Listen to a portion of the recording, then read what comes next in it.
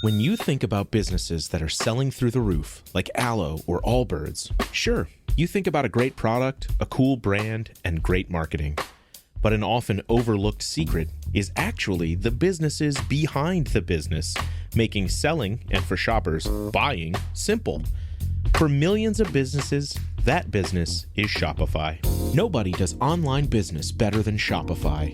It's home of Shop Pay, the #1 checkout in the world. You can use it to boost conversions up to 50%, meaning way less carts going abandoned and way more sales going through to checkout. Sign up for your $1 per month trial period at shopify.com/income, all lowercase. Go to shopify.com/income to upgrade your selling today. That's shopify.com/income. The Presidencies of the United States is a proud member of the Evergreen Podcast Network. As I act without the orders of the government, I deem it important to state to you my reasons for the measure I am about to adopt. I feel a confidence that I shall stand justified to my government for having undertaken the expedition. Should I not, I shall have the consolation of having done the only thing, in my opinion, which would give security to the country by putting down a savage war, and what to me will be an ample reward for the loss of my commission. General Andrew Jackson, 26th of October, 1814.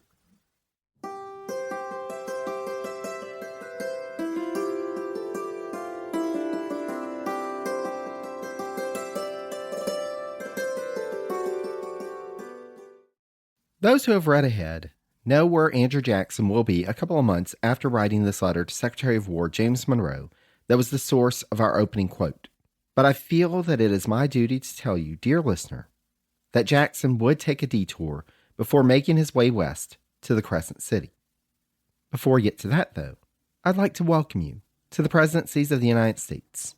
I'm your host, Jerry Landry. Special thanks to Michael from the Quest for Power podcast for providing the intro quote for this episode. On Quest for Power, Michael and his co-hosts look at all the rulers of Europe from the fall of the Roman Empire to World War I to examine their rise and sometimes their fall from power. Through conquest, intrigue, and scandal, they follow these rulers and determine if they leave a truly lasting legacy.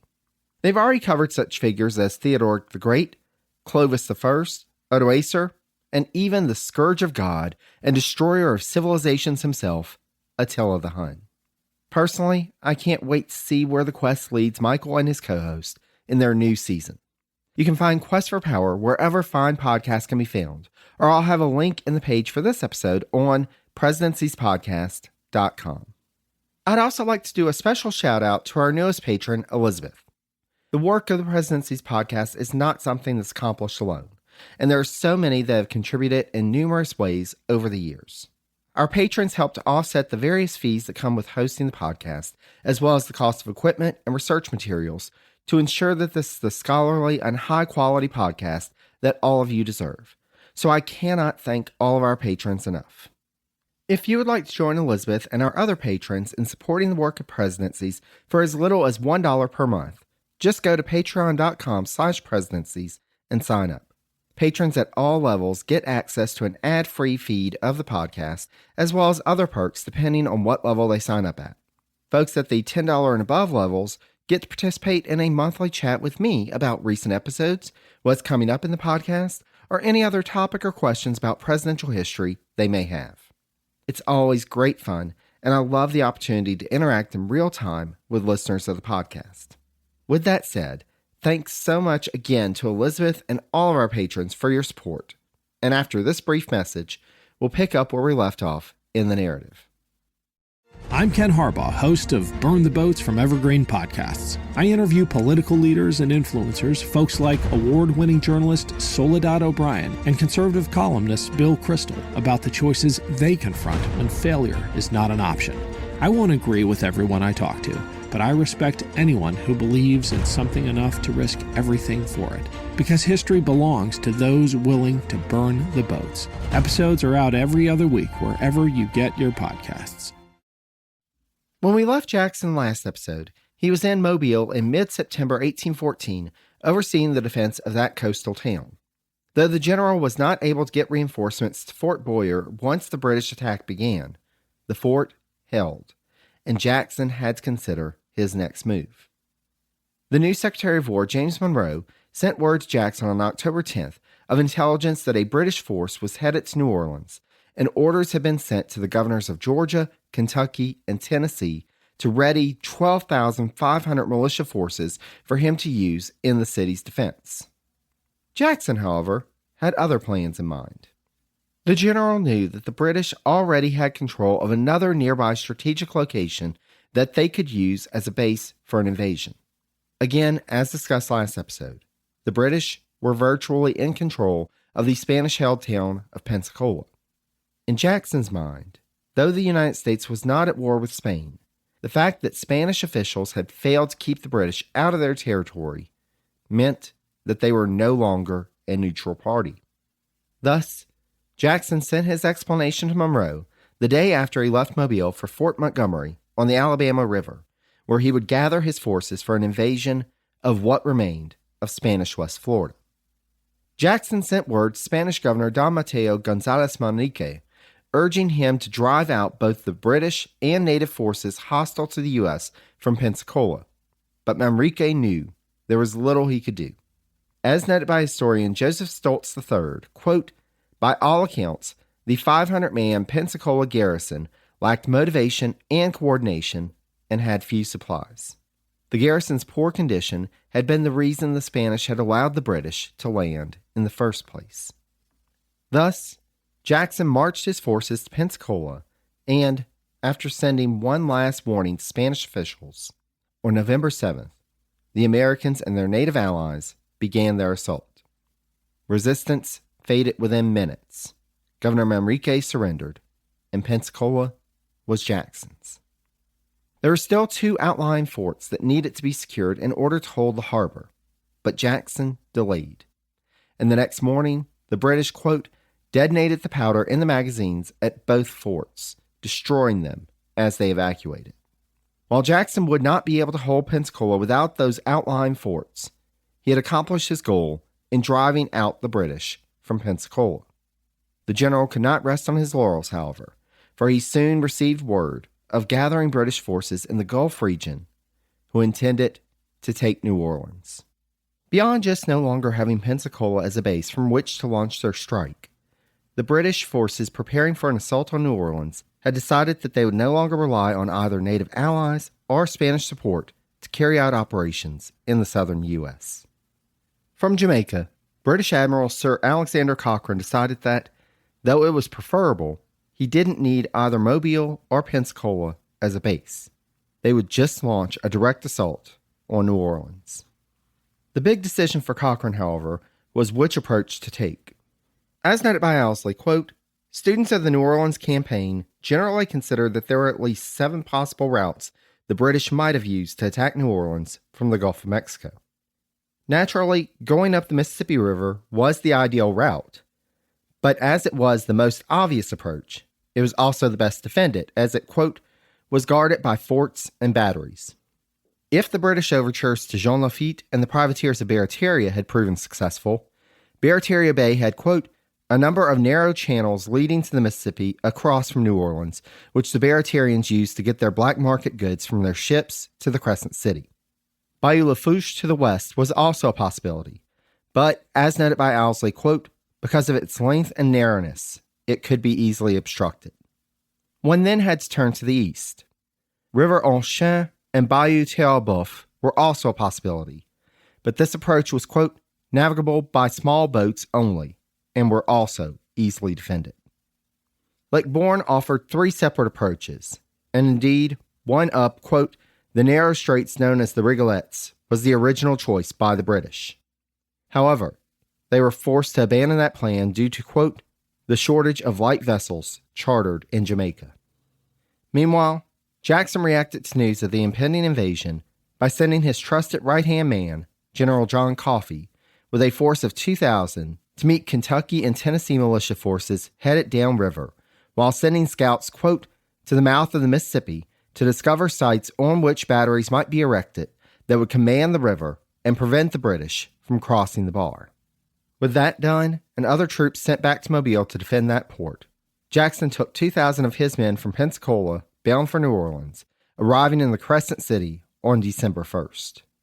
Jackson biographer Robert Remini described Jackson upon his arrival as, quote, beginning to show the effects of many long months of campaigning and his most recent illness. His frame was long and gaunt, indeed emaciated, like someone who had been suffering a protracted and painful sickness.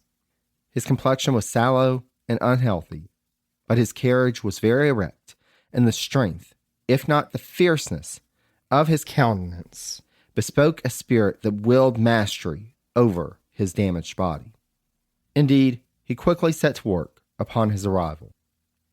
With so many potential approaches on the table, one of Jackson's first actions after establishing his headquarters on Royal Street was to dispatch, quote, detachments of Louisiana militia to fell trees and to act as scouts and guards for the numerous small streams that could be used to enter the city.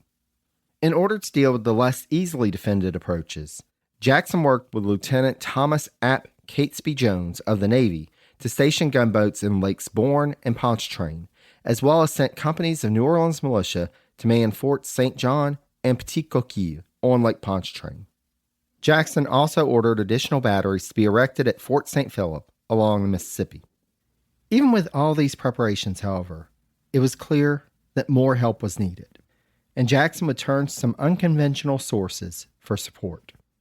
Though it was with some initial reluctance, with reassurance of their loyalty from Louisiana Governor William C.C. Claiborne, Jackson dispatched a force of Choctaw and free men of color to guard the Chef Mentor Road, and soon became a strong advocate of accepting the aid of free men of color, so long as they were led by white officers. He was, however, more reluctant to an idea put forward by numerous leaders in New Orleans in accepting the aid of the Barratarian pirates in the defense of the city. State politicians reached out to General Jackson and urged him to accept their offer of support in exchange for amnesty for their past crimes. But Jackson had proclaimed them in the past to be quote-unquote hellish banditti, and once he was in New Orleans, his opinion was little changed. Once the British fleet was spotted on December 13th off the coast of Cat Island at the entrance of Lake Bourne, which also happened to be the Barratarians' new headquarters, by the way, the situation for Jackson grew even more pressured, especially considering that he was gravely concerned about the resolve of the Louisianians. In the lead-up to the conflict, the citizens of New Orleans had been unwilling to provide funds needed for the defense effort, and with the federal government's finances in the shambles they were, this hampered preparation efforts. When the news of the arrival of the British fleet hit the city, followed by the news of the capture of all of Lieutenant Jones's gunboats, as described by Remini, quote, the alarm produced a shockwave that left confusion and terror in its wake. Jackson took quick action and on December 16th declared martial law. He also agreed to a meeting with Jean Lafitte, and though no record of what transpired during this meeting exists, soon enough, amnesty was in place, and the Barratarians were now part of the defense effort. As Jackson rallied the city militia on December 18th with stirring speeches in the square in front of St. Louis Cathedral, the British were beginning landing operations, utilizing Bayou Bienvenu to proceed down to the Villiers plantation downriver from New Orleans, which they soon captured and used as their headquarters. This would take a few days to accomplish, but by December 22nd, they were assembled along the Mississippi, with Jackson completely unaware. By the afternoon of the 23rd, however, word of the taking of Villiers plantation by the British reached the general, and proclaiming that, quote, by the Eternal, they shall not sleep on our soil, he took quick action.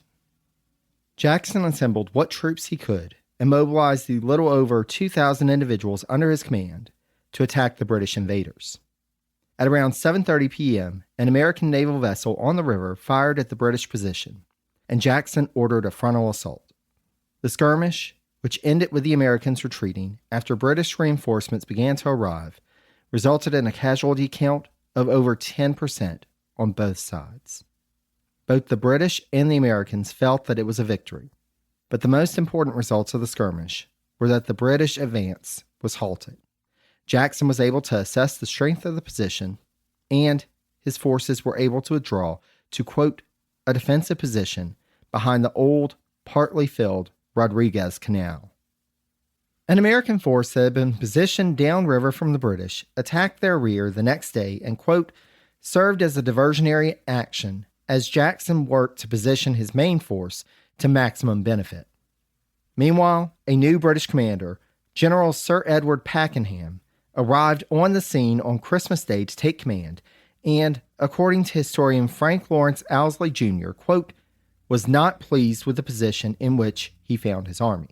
According to some accounts, he wanted to withdraw and attack at another point, but he was dissuaded by Admiral Cochrane. Jackson, meanwhile, had, quote, ordered that the levees above and below the British encampment be cut as another part of the planned harassment of the British. However, the cutting of the levee actually helped the British. The breaks let in enough water to fill the canals and made it easier for them to move up their heavy guns by boat. In a more helpful move, Jackson also ordered that the ditch at the Rodriguez Canal be dug, quote, deeper and the mud bank piled higher, as well as that the, quote, brush in the area in front of his lines be removed and the buildings on the Chalmette and Bienvenue plantations burned. Pakenham managed to sink one of the American ships on the 27th, then attacked the American lines at daylight on December 28th. But their forward momentum was quickly shut down by Jackson's artillery and the USS Louisiana firing from the river. Owsley notes that, quote, the effectiveness of American fire persuaded Pakenham that the only way to defeat Jackson's army was to bring up more artillery and silence the enemy guns. However, he wasn't able to make this happen until the 31st. That time allowed Jackson to continue to strengthen his position so that when the British began their next attack on January 1st, 1815, they were ready. Though initially surprised by the assault, Jackson's force held out, and after 3.5 hours of fire, quote, with no significant effect, Pakenham ordered the artillery to cease fire. While Jackson hunkered down, realizing that the Americans were still at a numerical disadvantage, the British, at Admiral Cochrane's urging, worked to move part of their force to the west bank of the river in order to fire on Jackson's flank. This operation was finished on January 8th, but they were soon discovered by the Americans, who unsuccessfully launched an attack. The battle on the west bank ended up a British victory, but ultimately it did not have a major impact on the overall campaign, as Pakenham, on the east bank, had already launched his assault on Jackson's line. The British army under Pakenham was not in a good place at this point. In addition to being stretched across the river, the landing had not been an easy one, and, quote, due to exposure to the cold, wet weather, the morale of both officers and men was low. A number of the British officers were outspoken in their doubts about the success of the mission, and it appears that this sentiment was widely felt among the men. Pakenham's plan for the assault involved 4 groups, and as noted by Stoltz, it, quote, went awry almost from the start. It was completely disorganized. Pakenham ordered the main attack before all the other groups were in place because one of the forces was delayed, and once one force reached the American ramparts, they found that the troops they had depended on to carry the equipment needed to scale it had dropped the equipment and joined in the melee of shooting.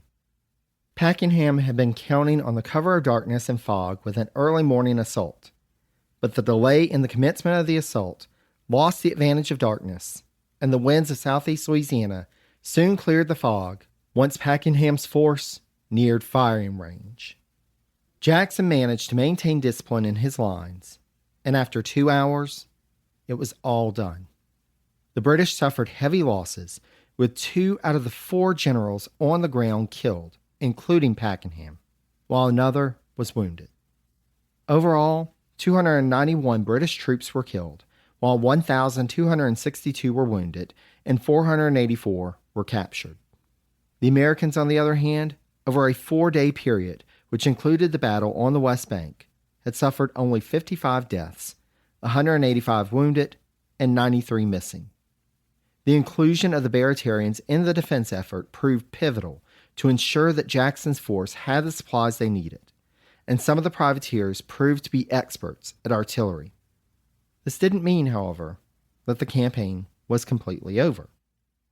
General John Lambert took command of the British forces after the death of Pakenham, and after the battle asked Jackson for a truce in order for both sides to gather their fallen dead and wounded from the battlefield, to which Jackson agreed. The Army camp descended into a sense of gloom, but Admiral Cochrane's squadron, the day after the land battle, began an assault on Fort St. Philip at Plaquemines Bend on the river's east bank in a belated attempt to run his fleet upriver.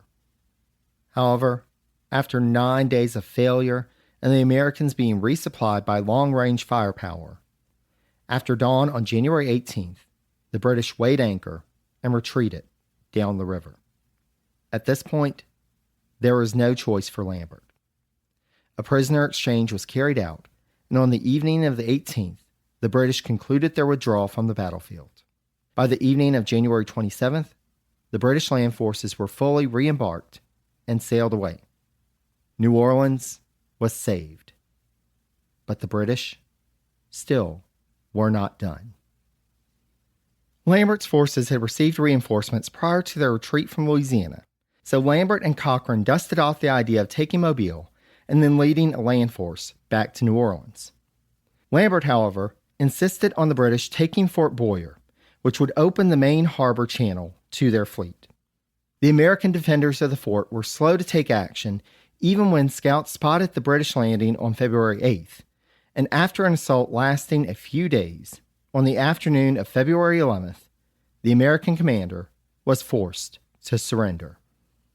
Fort Boyer was taken, and the British were now in a position to take Mobile. Before they could proceed with operations, however, the HMS Brazen arrived in Mobile Bay with news of the Treaty of Ghent. Meanwhile, back in New Orleans, the celebrations had already begun. Jackson had returned back to New Orleans with his victorious forces, and on January 23rd, there was a religious service as well as a grand celebration in the streets. General Jackson was already being hailed as the hero of the Battle of New Orleans, and he had suspended the city's curfew so that celebrations could carry on well into the evening. The next day, however, martial law was reimposed on the Crescent City, and Jackson was determined to maintain his control over the city and its citizens until such a time as he was convinced that the threat was truly at an end. Naturally, the state and local leaders were not too happy about this, and as January gave way to February, the grumbling grew even louder, especially after word arrived that peace had been achieved and the war was over. General Jackson, however, was determined to maintain as he had been until he received official news of a peace treaty. By the end of February, the militia was in near revolt, and Governor William C.C. Claiborne urged Jackson to discharge them. Jackson, however, would not budge. When an anonymous article appeared questioning Jackson's heavy-handedness, the general forced the editor of the newspaper to reveal the author, and then subsequently had soldiers arrest the author, who happened to be a member of the state legislature, quote, for inciting mutiny and disaffection in the Army. When a federal district judge dared to issue the author a writ of habeas corpus, Jackson ordered the judge arrested for, quote, aiding, abetting, and exciting mutiny within my camp. As described by Jackson biographer Robert Remini, quote, the city of New Orleans had become an armed camp, even though everyone knew, still not officially, that the war was over. And the more the people cried out for a relaxation of the tyranny, the more Jackson turned the screw. Finally, on March 13th, the official notification of the peace treaty arrived from Washington, and at once, Jackson revoked military law, pardoned all military offenses, and set citizens who had been taken into confinement free.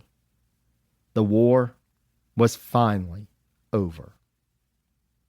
Before we wrap up this episode, I thought I would take this opportunity to pause and reflect on this war that has taken up the last 18 episodes of the narrative series. Let's start by talking about some numbers. As historian John Elting notes, statistics for the War of 1812 are hard to get to, and the ones that remain should be taken with a grain of salt. According to the official Army records, there were 528,274 American enlistments. But since some men enlisted multiple times or served several short enlistments, that number doesn't tell us much. According to figures from the American Battlefield Trust, over 35,000 regular troops and 458,000 militia forces served on the American side during the war, though they do specify that many of these, especially in the militia numbers, were called up for local defense rather than to serve in active military campaigns. On the British side, over 58,000 regulars, 4,000 militia, and 10,000 native forces fought in the conflict in North America. It is estimated that around 15,000 Americans died in the conflict, though we should note that this includes deaths from disease and injury, as well as actual deaths on the battlefield. Using the same metric, around 8,600 British and Canadian forces were lost. The losses in terms of native forces are unknown. Though military victories on the ground have been few and far between, the U.S. Navy had proven itself a force to be reckoned with. An anonymous letter written under the pseudonym of Albion was published in the Naval Chronicle on February 6, 1815, which asserted that, quote, "It must be allowed the Americans have fought us bravely at sea. They have almost in every instance been successful, and there cannot be a doubt they will speedily become a respectable and ere long a truly formidable naval power." Indeed, that is what British Admiral Sir David Milne feared, and he wrote that, quote, "I most sincerely wish to see their, i.e. the United States, naval power nipped in the bud, for if they ever get it to any extent, they will give us trouble enough." Funny enough, though the Battle of New Orleans is often credited as being the last battle in the war, that dubious honor actually goes to the U.S. Navy, specifically the USS Peacock. They were in the Strait of Sunda, between Java and Sumatra, in what's now modern-day Indonesia, when they ran into the East India Company brig Nautilus on June 30th, 1815.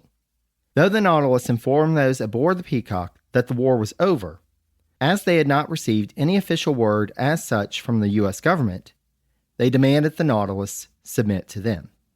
When they refused, the Americans launched a broadside, and the East India Company ship was theirs. It has been questioned by scholars and students of the history of the time why the American captain attacked after hearing the war was over. But, to historian John Elting's point, quote, "Utterly alone on hostile seas, there was no reason why he should trust his enemy or spare him humiliation." As we've seen in the course of this series, this war was full of humiliation and atrocities. The surrender of Detroit and the burning of both York and Washington stand out as prominent examples. But there are also many small-scale examples of this that impacted non-combatants. We haven't talked much about privateers as part of the War of 1812, but one of the first things that Congress did after declaring war on Britain was to push through, quote, "an act of laying out specific instructions and provisions for licensing privateers." The Canadians were soon to follow suit. Though on paper, it sounds like a good idea. Enlisting existing non-military ships to attack your enemy's commercial shipping to damage their economy. Considering the lack of control that governments had over privateers, you can easily imagine how this could, and did, quickly go wrong. As noted by historian Joshua Smith, quote, "Even seafarers doubted the morality of privateering, some referring to it as a species of piracy." Again from Smith, quote, "In practice, privateering seldom fulfilled the government's goal of bringing the war to the enemy. Legal scholars have concluded that it was more of a business opportunity to profit from a war than a patriotic activity. Furthermore, the privateersmen frequently engaged in excesses that violated federal and state laws." Smith, in his book on the impact of the War of 1812 and the push for Maine statehood, recounts what he deemed, quote, "the war's worst atrocity involving enemy noncombatants." Though American law expressly forbade privateers from conducting shore raids, There were, of course, some who did. And in late 1812, an American privateer called the Wiley Reynard landed on Sheep Island, Nova Scotia, where they found Lydia Clement, mother of 9, and forced her to let the landing party into her home, where they proceeded to interrogate her about the island and who else was there. If you're curious like me, you can do a search on an online map to find Sheep Island, which is around 130 kilometers northeast of Halifax. It doesn't look like a big island at all, and it seems like Lydia, her husband, and their children were the only inhabitants. The party from the Wiley Reynard did ultimately leave, though not before stealing 2 of the family's pigs.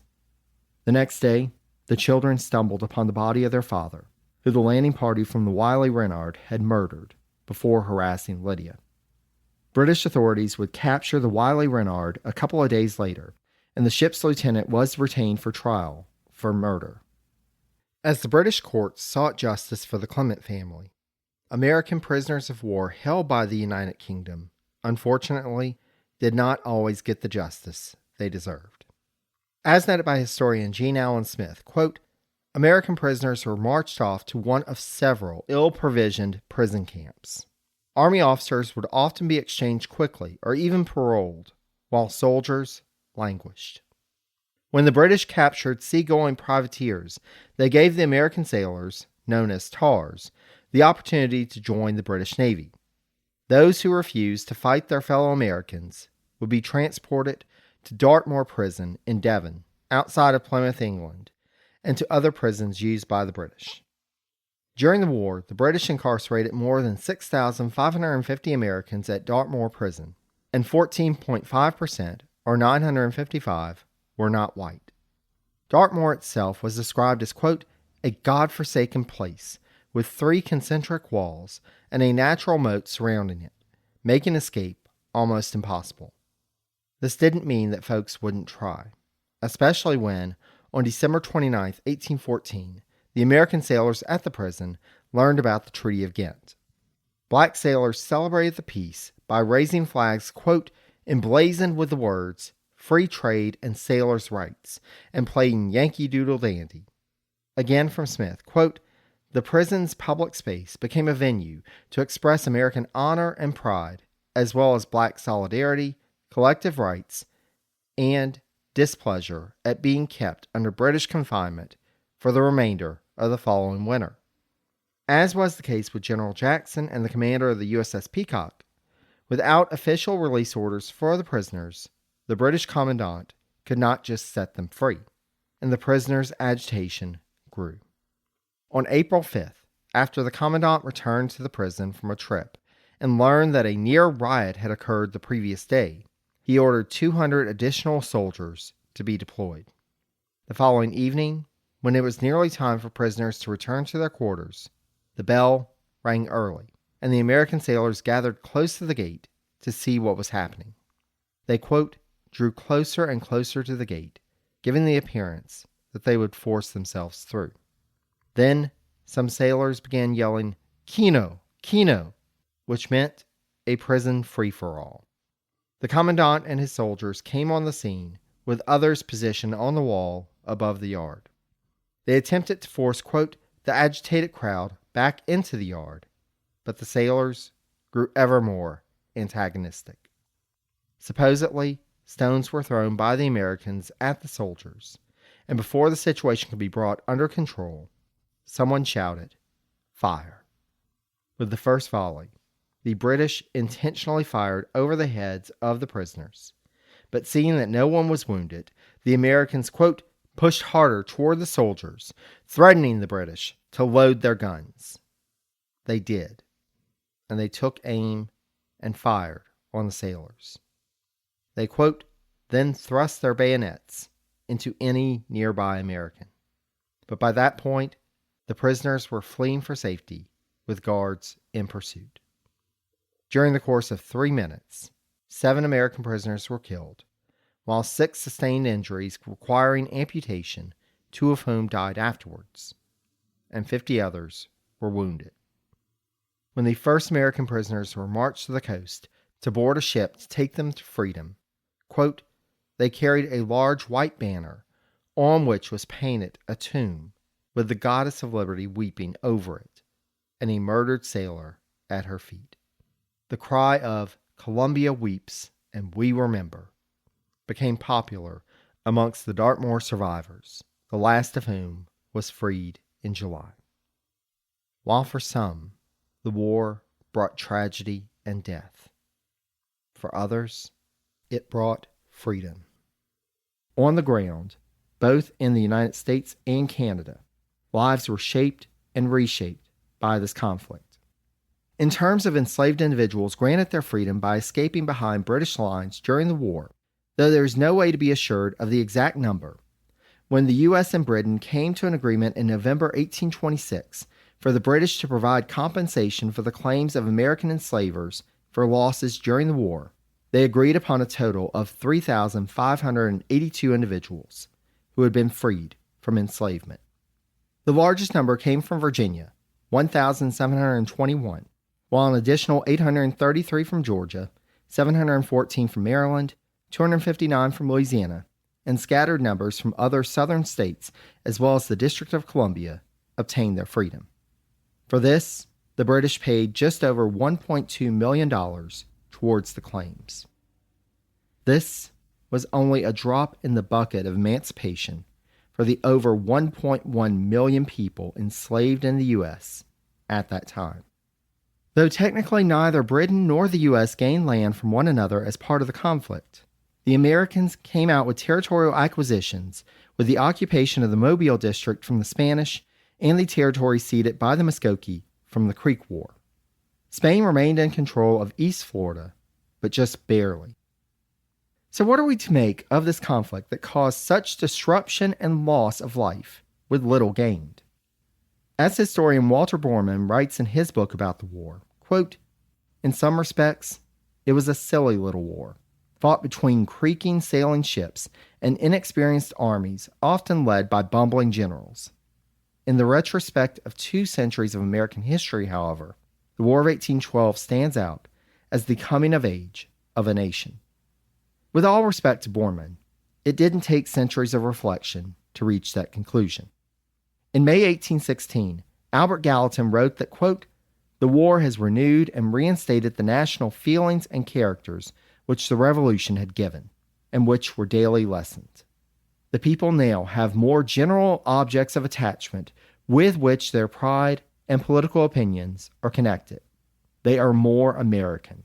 They feel and act more as a nation. And I hope the permanency of the Union is thereby better secured." William Lee of Massachusetts, while serving abroad as U.S. Consul at Bordeaux, wrote to Monroe in March 1815 that, quote, "The glorious news of the defeat of the British before New Orleans has reached us, and sheds new luster on our government, which is now admired and respected throughout Europe. Scarcely a political tract appears without holding our institutions and conduct up to view as a model for the rest of the world. For my part, in studying this war, I've come to see it as expediting something that was already happening, the handing over of the reins of power from one generation to another.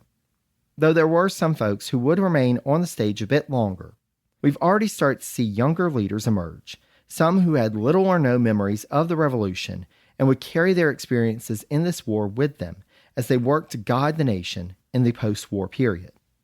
As we move forward, we'll see how the war impacted the course of the nation. But in our next episode, we'll back up just a little bit to catch up with some of the events in the nation's capital around the time of the peace negotiations concluding in Europe and the Battle of New Orleans being fought further south. Likewise, we'll also see what was happening in Hartford, Connecticut, with that secret convention going on there. Until then, I want to thank Michael from the Quest for Power podcast again for providing the intro quote. And be sure, once you're done with this episode, to check out the Quest for Power wherever you get your podcast. Special thanks also to Christian of Your Podcast Pal for his audio editing work on this episode. If you'd like to enlist Christian services for your podcast, check out his website at yourpodcastpal.com to find the plan that's right for you. I'll have links to both Quest for Power and Your Podcast Pal on the page for this episode on my website, presidenciespodcast.com. There you can find sources used in this episode, past episodes of the podcast, links to more information on all of the American presidents, and information on how you, yes, you, dear listener, can help support the Presidency's podcast. Whether you sign up to become a monthly patron of the podcast, give a one-time donation, leave a rating and review on your favorite podcast app of choice, or share information on the podcast with that history lover in your life, I cannot thank you enough. Please feel free to reach out to me with any questions or comments via email at presidenciespodcast@gmail.com. You can also follow me on social media if you don't already. I'm available on Facebook, Blue Sky, and Mastodon as Presidencies, on the formerly known as Twitter at Presidencies89, and on Instagram and Threads as Presidencies Podcast. Last, but certainly not least, I thank you so much for listening. Until next time, stay safe and healthy. Be kind to one another, and take care, dear friends.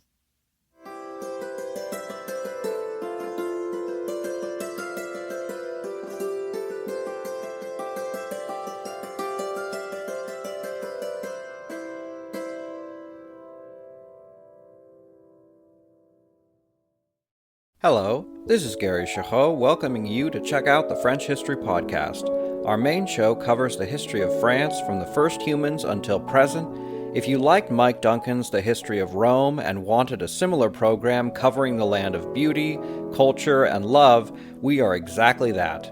We also host world-renowned scholars who have delivered guest episodes on their specialties, including 18th century pirates, revolutionary booksellers in 20th century Paris, the special friendship between the Marquis de Lafayette and Thomas Jefferson, and numerous others. Learn what you love and listen to the French History Podcast today.